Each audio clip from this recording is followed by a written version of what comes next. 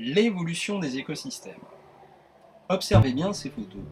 Elles illustrent comment les écosystèmes évoluent, ou tout simplement comment la nature reprend ses droits.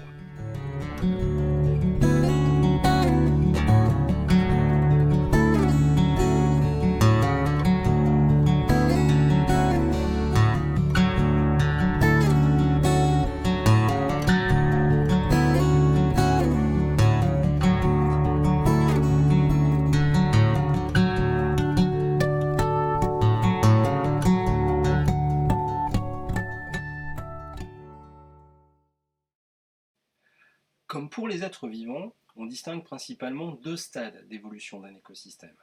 Un stade juvénile, dont les caractéristiques sont peu diversifiées en espèces, peu de relations entre les composantes de l'écosystème, présence d'espèces pionnières, c'est-à-dire peu exigeantes vis-à-vis du milieu, à croissance et reproduction rapide.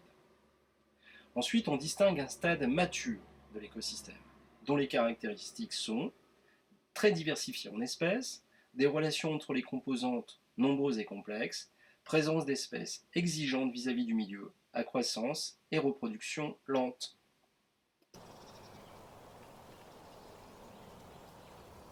Comment les écosystèmes évoluent? Voici un exemple avec la forêt.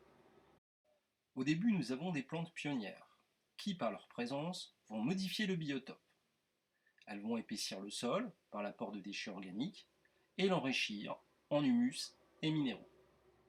Cette évolution du sol va permettre l'arrivée de nouvelles espèces, plus exigeantes et plus grandes, qui vont à leur tour contribuer à modifier le sol, qui s'épaissit et s'enrichit davantage, ce qui va permettre l'arrivée d'espèces encore plus exigeantes et ainsi de suite. Bien sûr, avec l'arrivée de nouvelles espèces végétales, des animaux apparaissent aussi. En conclusion, ce sont les êtres vivants qui, en modifiant le biotope, ici le sol, font évoluer l'écosystème.